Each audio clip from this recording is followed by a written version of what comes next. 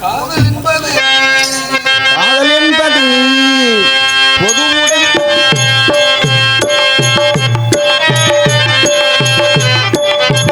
காதல் என்பது பொது உடமே கஷ்டம் மட்டும்தானே தனி உடமே அப்பனும் தானும் சேராம போனா நீயும் தான் பிறக்க முடியுமா அது என்னாலும் நீயும் தான் மறுக்க முடியுமா காதல் என்பது பொது உடமே கஷ்டம் மட்டும்தானே தனி உடமே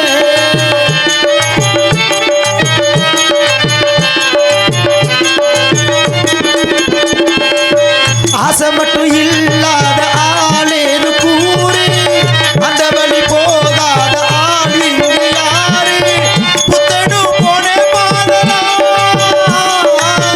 பொம்பளை என்னும் போததான் ஒரு வேகம் வந்திடும் போது அதில் வேலி என்பது ஏது இது நாளும் நாளும் மோகம்தான் வாழ்க்கையே எண்ணி பாரடா இது இல்லைனா உலகம் இங்கு ஏதடா காதல் என்பது பொது உடமே கஷ்டம் மட்டும்தானே தனி உடமே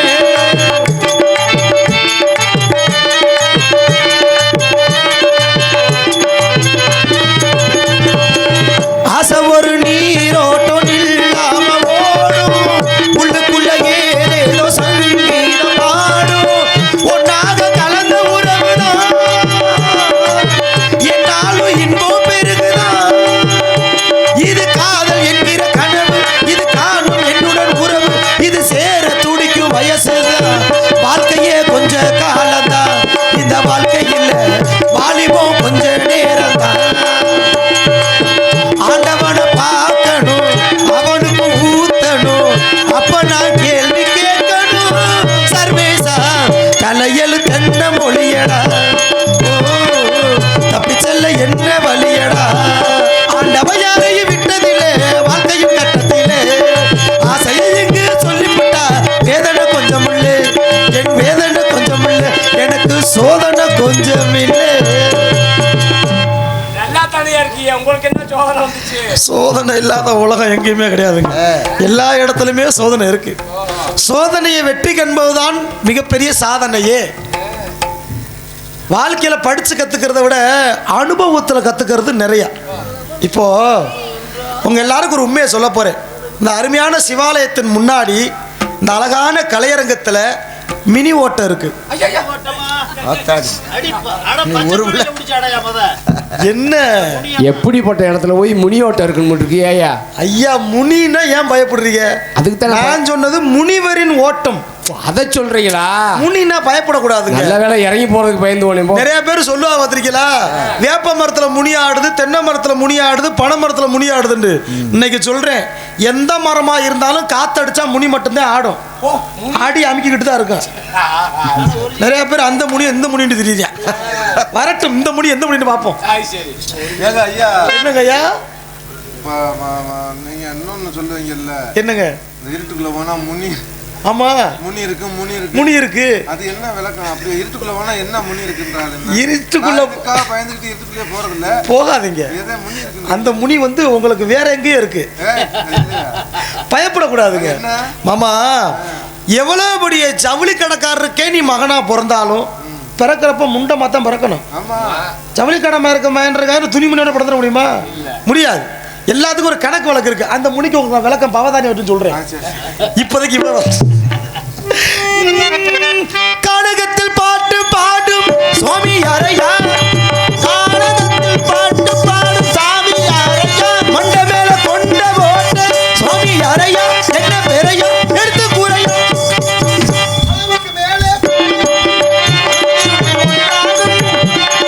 பணமை திருந்தால் அவனும் அளவுக்கு மேலே பணமை திருந்தால் அவனும் திருடன் ஒன்றாகும், மரபுக்கு மேலே செலவுகள் செய்தால் அவனும் குருடன் ஒன்றாகும்.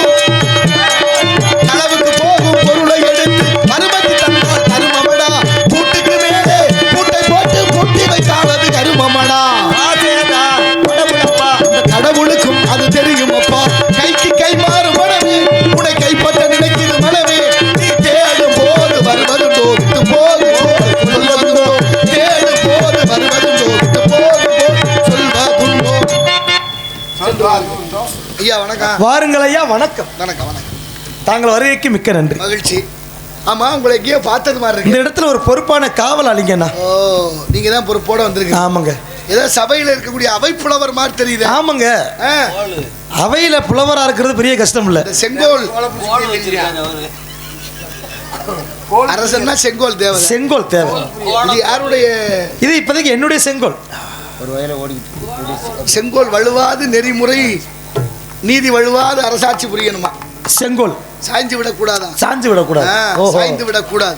செங்கோல் மட்டும் எனக்கு சிறப்பா இருக்கும். அரசவையில இருக்கிறது எல்லாரும் அரசர்கள் தான். ஆமா. நாட்டுல குறுநில மன்னர்கள், பெருநில மன்னர்கள், அரசர்கள், சிற்றரசர்கள் இப்படி எல்லாம் வாழ்ந்திருக்கிறார்கள். ஆமா, யமதர்மனுடைய சிம்மாசனம் எப்படி இருக்கு தெரியுமா? எப்படி இருக்கும்? யமதர்மனுடைய சிம்மாசனம் அக்கினி ஆறு ஓடுமா கீழே. கீழே அக்கினி ஆறு, நெருப்பு குழம்பா. ஆமா, அதுக்கு மேல சிம்மாசனம். ஓஹோ. அதுல உட்கார்ந்துதான் அவர் நீதி சொல்லணும். அவர் தலைக்கு மேல என்ன இருக்கு தெரியுமா? என்ன இருக்கும்? ஒரு கூரிய வாள், கத்தி. ஓ. கட்டி தொங்க விடப்பட்டிருக்குமா? கட்டி எதுல கட்டி இருக்கும்? எதுல? தலை முடியில கட்டி இருக்குமா?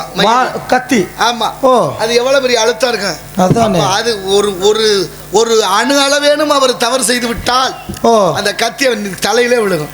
யார் தலையில? யம தர்மன் தலையில. எம்மனே சரியா இருக்கணும். எம்மனே நீ தப்பா சொன்னாலும் ஓந்தல்ல கத்தி விழுகும். ஆமா. ஓ. அப்ப தர்மன்னு மகாபாரதத்துல பேர் வந்தது காரணம் தர்ம தேவதையே உருவம் எடுத்து நாயா போனாங்க. அது மட்டும் இல்ல, யம தர்மனுக்கு பிறந்ததுனாலதான். யம தர்ம அம்சமா தான் தர்மர் பிறக்கிறார். அதனாலதான் கடைசி வரைக்கும் தர்மத்தையே காப்பாத்துறதுக்கு போராடுது. அதெல்லாம் அங்க அந்த லோகம் அந்த இதிகாசத்தோட முடிஞ்சிருச்சுங்க. அது துவாபர யுகத்துல. இப்பெல்லாம் வாய்ப்பு கிடையாது. வாய்ப்பு இல்ல. தர்மம் நியாயம்னா எது நம்மளத்த ஊம குத்தா குத்துறாங்க கேக்குறாங்க. அப்படின்னா எந்த கடையில விக்குதுன்னா என்ன வளர்த்துக்க? எல்லாத்தையுமே காலத்தின் கட்டாயம் மாதிரி ஓடிக்கிறது. நியாயம் எப்படி இருந்துச்சு தெரியுமா அந்த நாட்டுல? எப்படி இருந்துச்சு? ராமநாதபுரம் மாவட்டம்னாவே அதுக்கு ஒரு வரலாறே இருக்குயா. ஆமா, ஒவ்வொரு மாவட்டத்துக்கும் ஒரு வரலாறு இருக்கு. என்ன? அது போல இந்த மாவட்டத்துக்கு அவ்வளவு மகத்துவம் இருக்கு. விஜய ரகுநாத சேதுபதி மன்னர்னு ஒரு மன்னர். அவருக்கு 2 பொம்பளை பிள்ளை. 2 பொம்பளை. மூத்தவ சிவகாமி நாச்சியா, இளையவ ராசலட்சுமி நாச்சியா. 2 பிள்ளைகளும் பெரிய பிள்ளைகள் ஆயிடுச்சு. கல்யாணம் பண்ணி கொடுக்கணும். அப்பா நினைக்கிறாரு, தாய் இல்லாம வளர்த்த பிள்ளையா ஒரு தங்கச்சி மையன் தண்டபாணி தேவர்னு ஒருத்தர் இருந்தார். அவர் கல்யாணம் பண்ணி கொடுக்க இளையவர் ராசலட்சுமியை கூப்பிட்டு கேட்கிறாரு, அம்மா உன்னை மாமாவை கட்டி கொடுக்க நினைக்கிறேன், அப்பா விரும்புறேன், உன் விருப்பம் என்ன? அந்த பொண்ணு சொன்னா, அப்பா என்னைய கல்யாணம் பண்ணி கொடுக்கறத விட அக்கா சிவகாமி மாமாவை ரொம்ப விரும்புறா, ரொம்ப நேசிக்கிறான், அக்காவை கல்யாணம் பண்ணி வைக்கல அப்படின்னா மக சொல்லிட்டா இளையவர். அவருக்கு ரொம்ப மகிழ்ச்சி. இதுல என்ன 2 பேரு ஒரு ஆளு, அதனால 2 பொண்ணையும் கட்டி வைக்கிறேன், எம்ம தங்கச்சி மேந்தானேன்னு தண்டபாணி தேவருக்கு அக்காவையும் தங்கச்சி 2 பேரும் கல்யாணம் பண்ணி வச்சு ராமேஸ்வரத்துல குடும்பம். ராமேஸ்வரத்துல குடும்பத்தை வச்சுட்டு சொன்னாரு மாமனார், மாப்பிள்ளை என் கண்ணு 2 உங்கள்ட்ட ஒப்படைச்சிருக்கேன். 3வது கண்ணு ராமேஸ்வரத்துல கூட ராமநாத சுவாமி பர்வதவர்த்தினி அம்பாள் கோவில் நிர்வாகத்தை பொறுப்பா பாத்துக்கங்க, பத்திரமா இருங்க, ஏதாவது தகவல்னா சொல்லி அனுப்புங்க, நான் ராமநாதபுரத்துல நீங்க ராமேஸ்வரத்துல. இப்ப போயாச்சு. அவங்க வாழ்ந்த காலத்துல ராமேஸ்வரம் கோயிலுக்கு போகணும்னா படகுல தான் போகணும், படகுல தான் வரணும். பாலம் கட்டப்படல அப்ப. இப்ப இப்படியே இருந்த காலத்துல கொஞ்ச நாள் கழிச்சு மருமகன் தண்டபாணி தேவர் என்ன பண்றாரு, கோயில் பராமரிப்பு செலவுக்காக 25 பைசா கட்டணம் வசூல் பண்ண சொல்லி உத்தரவு போடுறாரு. ₹1/4. ஆமா, காலனா அந்த காலத்து காசு. அது நடைமுறைக்கு வந்துருச்சு. வடக்கே இருந்து ஒரு ஐயர் வந்தார், அந்தனர். அவர் காசில இருந்து நடந்தே வந்தவர். அவர் வந்து அந்த படகுல ஏறி உட்கார போனாரு. படகு ஓட்டுறவங்க காசு கேட்டாங்க. காசு 25 பைசா கேட்டாங்க. இவர் இல்லைன்னாரு. காசு இல்லைன்னா கூட்டிட்டு போக முடியாதுன்னு இறக்கி விட்டாங்க. ஐயா, அவருக்கு ரொம்ப வருத்தம். இவ்வளவு தூரம் நடந்து வந்து அக்கறையில சாமி இருக்கு, அக்கறையா இருக்கும், பார்க்க முடியலையே, யாரோட கட்டுப்பாட்டில் இருக்கு நாடுன்னு ராமநாதபுரம் சமஸ்தானம் நேராக அரண்மனைக்கு போனாரு.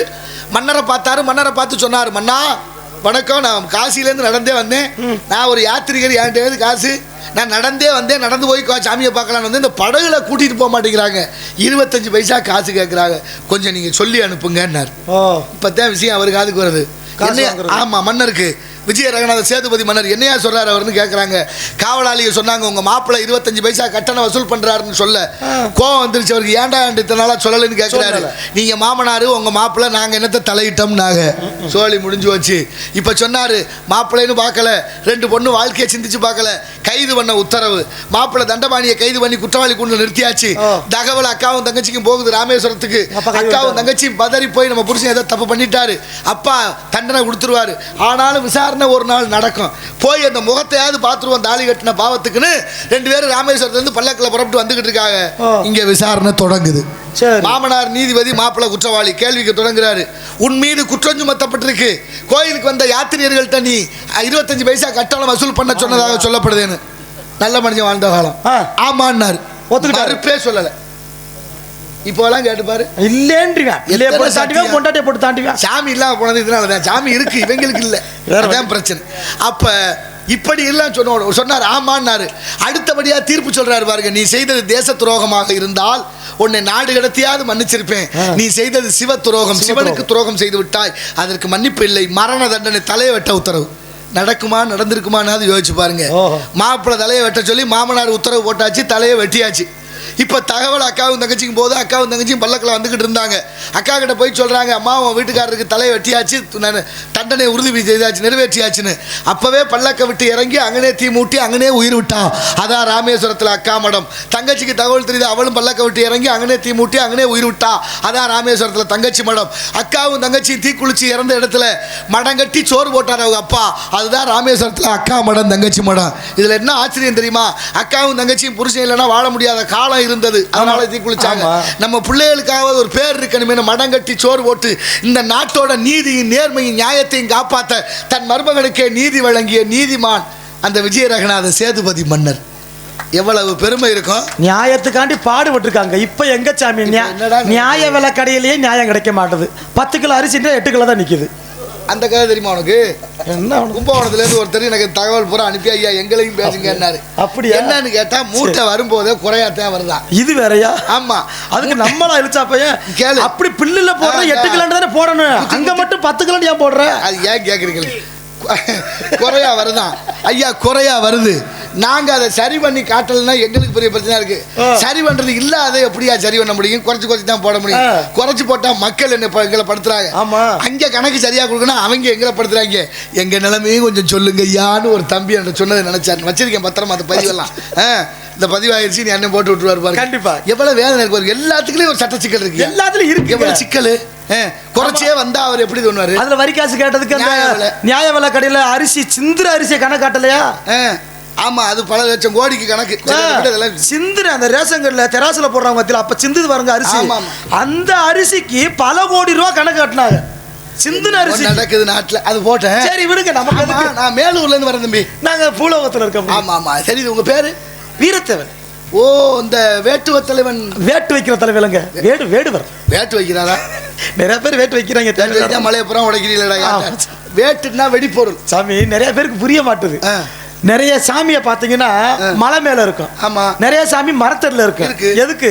மரமும் மலையும் முக்கியம்னு வச்சேன். ஆமா, மரத்தை காக்க மரத்தடியில, மலையை காக்க மலையில, இதெல்லாம் காப்பாற்றணும்னு வச்சேன். குண்டு இருக்கும் இடமெல்லாம் குமரன் வாழும் இடம். இந்தியாவில ரெண்டு இடத்துல அதிகமா மழை பெய்யும். எங்க? ஒன்னு சிரபுஞ்சி, இன்னொன்னு பவானி.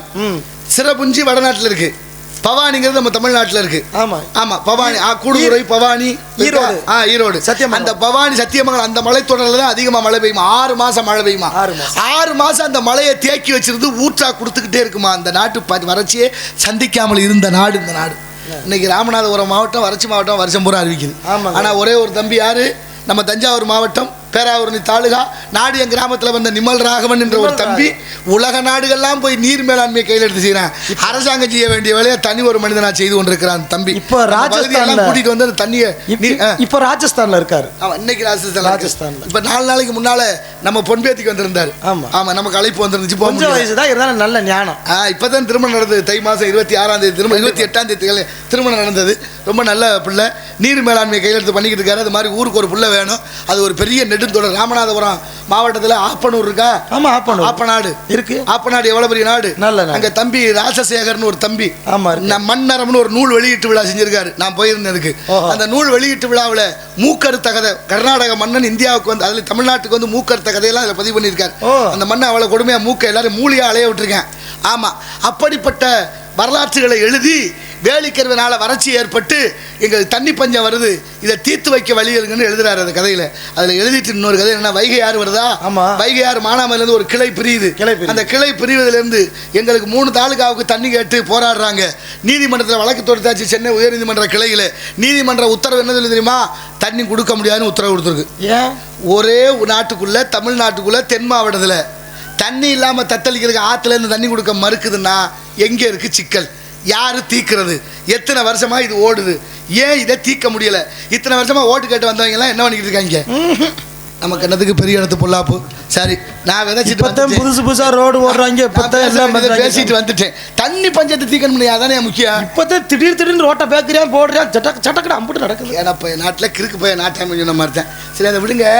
இங்க சத்தம் கேட்டுச்சு. நாங்க குடும்பத்தோட காவலுக்கு இருக்கோம். குடும்பமாவா? ஆமாங்க. ஆமா. இங்க எத்தனை நாளா இருக்கீங்க? நாங்க இப்ப எள்ளும் தண்ணி 70 நாளுங்க. ஆமா. 69 நாள் விடிஞ்சா 70 நாள் அறுக்க போறோம். 69 நாளா இருக்குது. ஆமா. ஆமா. இவ்வளவு நாளா சோத்துக்கு என்ன பண்ணீங்க? சோத்துக்கு சுப்பிரமணியம் இருக்கிறப்ப நாங்க யாரங்க கும்பிட மிஞ்சிய மருந்து கிடையாது. சுப்பிரமணியம் அவர் இருக்கிறப்ப எங்களுக்கு படியா இருக்கிற பகவானுங்க. சுக்குக்கு மிஞ்சிய மருந்து கிடையாது. ஆமாங்க. காலையில் இஞ்சி, கடும்பகல் சுக்கு, மாலையில் கடுக்காய், மண்டலம் உண்டால் விருத்தனும் பாலனாமே. விருத்தனும் பாலம். இந்த தேநீர்னு ஒண்ணு குடிக்கிறீங்க பாருங்க, டீ. அதை வெள்ளைக்காரன் கொண்டு வந்து மதுரையில தான் முதல்ல கொடுத்தானா. ஆமா. கொடுக்கும்போது இலவசமா கொடுத்தானா. என்னமோ இலவசமா கொடுக்குறாங்க ஓடி எல்லாரும் குடிச்சுக்கிட்டே இருந்திருக்காங்க. 6 மாசம் 1 வருஷம் இலவசமா கொடுத்துருக்கேன். பல பேருக்கு அதை குடிக்காம தூக்கம் வராத அளவுக்கு அந்த அளவுக்கு கட்டுப்பாடுகள் கொண்டு வந்தாச்சு. அந்த பழக்கத்துக்கு கொண்டு வந்துட்டேன். பழக்கத்துக்கு பழகியாச்சு. ஒரு நாள் திடீர்னு நிறுத்திட்டேன். எல்லாரும் அங்க போய் கூட்டமா எங்கேயா இங்க குடுத்தியா இன்னைக்கு இல்ல போச்சே, என்னாச்சு ஐயா குடிக்கலன்னா நல்லா இருக்கா, செத்து போய் நம்மளுக்கு அத்தாடியா புலம்ப ஆரம்பிச்சாங்க. 10 காசு கொடுக்குறேன் நானும். சரி, அப்பதான் வியாபாரத்தை தொடங்குறியா? 10 காசுக்கு ஆரம்பிச்சேன். இன்னைக்கு எங்க வந்து நிக்குது? முதல்ல கப்பு 10 ரூபா. இப்ப ஒரு மனிதனுடைய ஆசையை தூண்டி அவனை பழக்கப்படுத்தி நம்ம கிட்ட நீராகாரம் இருந்தது, நீச்ச தண்ணீர் நீராகாரம் இருந்தது. இப்ப யாரு வீட்டுல இருக்கு? அழகான இஞ்சி சாறு, மதியம் சுக்கு பொடி, இரவு கடுக்காய் பொடி, இது 3ஐயும் சாப்பிட்டாலே சித்த மருத்துவம். இன்னைக்கு விரல்ல இடிச்சிருச்சுன்னா சர்க்கரை வந்து புண்ணு வந்துச்சுன்னா விரல வெட்டுறேன், விரல் காலை வெட்டுறேன், கிட்னி எடுத்துறேன். ஆங்கில மருத்துவம் இத்தனையும் பாதுகாக்க நமக்கு சுரக்காயும் மூக்கரட்டை இலை இருக்கு. யாரு கேப்பா? சொல்லிக்கிட்டு தான் இருக்கேன் நானும் ஊருக்கு. சரி இருக்கணும் தம்பி. எல்லாமே காலம் மாறிக்கிட்டே இருக்கலாம் சாமி. காலம் மாற எல்லாமே மாறிக்கிட்டே. காலம் மாறல, அவசர கதி நம்ம மாத்திக்கிட்டே போயிட்டு நம்ம தான் மாறிக்கிட்டு இருக்கோம். காலம் கேட்டா காலத்து மேல கட்டாயம் சொல்லி காலத்துக்கு வெளியே தூக்கி போடும். காலம் என்பது நம்மள சொல்றதானே. காலத்தின் நேரத்தை யார் மதிக்கலையோ கால நேரம் அவர்களை மதிக்காது. கண்டிப்பாக. இங்க சத்தம் கேட்ட பெண்களுடைய பேர் என்னவோ? அன்பு தங்கை வள்ளிநாயகி. நம்பி மகனானி. ஆம் சுவாமி. வேட்டுல வெடிப்பொருளை கண்டுபிடிச்சவர் ஆல்பர்ட் நோபல். அவர் தான் மூலக்கூறுங்கிற டைனமிக்கை கண்டுபிடிச்சாரு. எதுக்கு எவ்வளவு அணுமருந்து வைக்கணும் கணக்கு இருக்கு. ஆனா அவரே செத்து அவரு டைரி இல்லங்க, டைனமிக். டைனமிக் வெடிமருந்து பொருள், வெடிப்பொருளுடைய மூலக்கூறு கண்டுபிடிச்சவர் ஆல்பர்ட் நோபல். டைமண்ட்னா அது வாட வராத சரக்கு இருக்கு. ஐயோ, உங்க சிசிய பிள்ளை அப்படித்தான் இருக்கு. மடப்பையில உங்க சிசிய பிள்ளைங்க நல்லா தான் இருந்துச்சு. இப்ப கொஞ்சம் சமீப காலமா மதி மாறிடுச்சு. உன்னோட சேர்ந்து தான் தகுதி ஆகி போச்சு. ஐயா நான் அப்படி இல்லைங்க ஐயா. அப்படியா? சரி. அப்படின்னா அந்த கண்டுபிடிச்ச நோபல் இருக்காருல்ல, அவர் உயிரோடு இருக்கும் போதே செய்தித்தாளில் படம் வந்துருச்சான். அவர் படத்தை போட்டு நாசகார வெடிமருந்தை கண்டுபிடிச்ச நோபல் மரணம்னு வந்துருச்சான். உயிரோடு இருக்க கண்ணீர் விட்டு அழுதுட்டு அதுக்கப்புறம் முடிவு பண்ணாராம், நாளைக்கு நம்ம வரலாறு தப்பா போயிடும், இப்பவே மாற்றி வைக்கணும்னு சம்பாரிச்ச சொத்துல 90% அறக்கட்டளையாக எழுதி வைத்தது தான் இன்னைக்கு நோபல் பரிசு உலகம் பூரா கொடுக்குறேன் அவர் பேர்ல. அவர் சொத்து நோபல் பரிசு. ஆமா, அந்த வெடிமருந்தை கண்டுபிடிச்சவர்.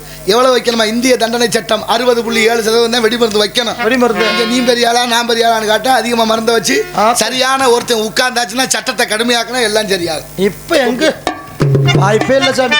வாமா பூலோக ரொம்ப வா.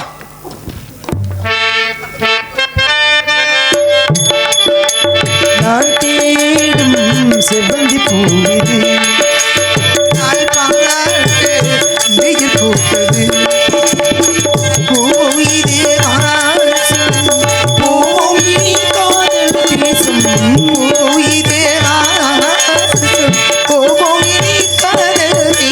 நான் தேடும் செம்பட்டி பூவிது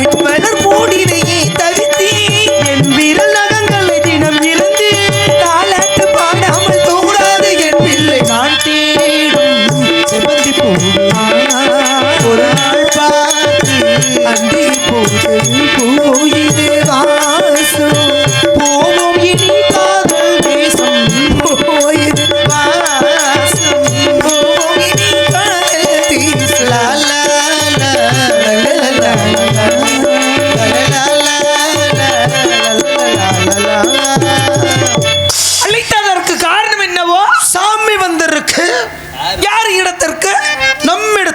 நம் இடத்திற்கு அவர் வருவதற்கு காரணம் என்னவென்று கேட்டீர்களா? நமக்கு மோட்சம் கிட்டுவதற்காக வந்திருக்கின்றார். பாருங்கள் சுவாமி. நீ வந்து இவர்கிட்ட அவ்வளவு கேள்வி கேட்டே. நான் உன்ட்ட ஒரு கேள்வி கேட்க. இதை கண்டுபிடிச்சது யாரு? நீங்க உள்ள சாருங்க. இதை கண்டுபிடிச்சது யாரு, அதை கண்டுபிடிச்சது யாருன்னு அவர்கிட்ட கேட்கறீல. நீ சொல்ற சேனத்தை கண்டுபிடிச்சது யாரா? சொல்லுற தைரியமா நம்பல. அதற்கு வந்து சங்கத்துக்கு வா, காட்டுகிறேன். அவரை அழைத்து வாரு.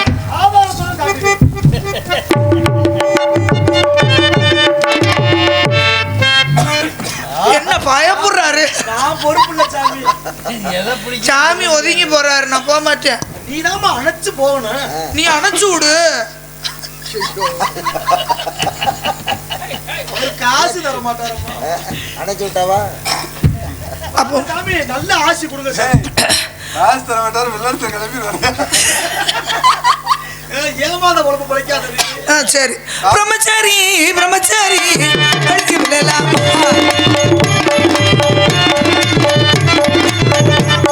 இங்கே பாருங்க, கட்டுப்பட்டு கழிச்சு விடலாமா? அச்சமோட ஞானம் போயிட்டா, அதோடு காத்தால வருதா?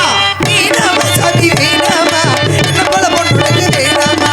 பிரம்மச்சாரி பிரம்மச்சாரி கழிச்சு விடலாம். ஆடி பாடி வரவேற்று மிக்க மகிழ்ச்சி. உள்ளமே அங்கே நில்லு மங்கிட்டு வாடா. நல்லா இருப்பேன். இல்ல தங்கள் காலில் விழுந்த ஆசீர்வாதம். அங்கே நில்லு, அங்கே நில்லு. சரி சரி. வாழ்க, வாழ்க, வாழ்க.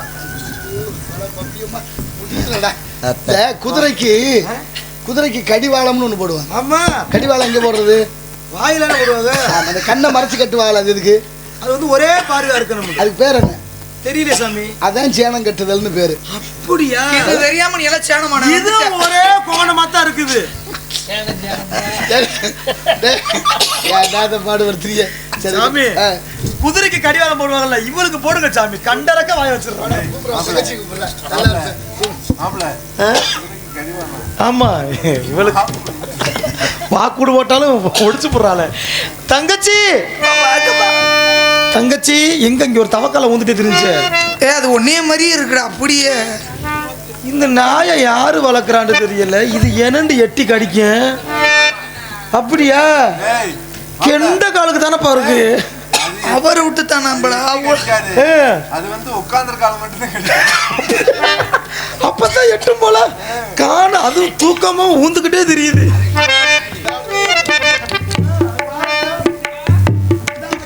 தவக்கா மாதிரியே தெரியுது. தூங்கி தொலைய மாட்டேங்குது. ஏய், உன்னை முறைச்சு பாக்குது. பேசாம இரு. அந்த கொத்தா பிடிக்கிறப்புறம் அப்படி அந்த அதை பார்த்துட்டு. அப்படியா?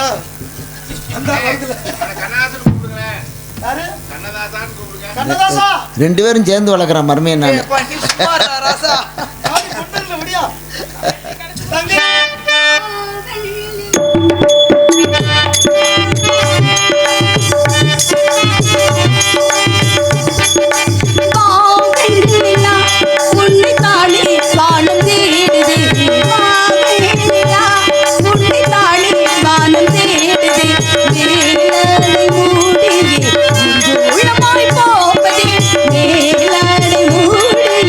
ஊர்கோலமாய்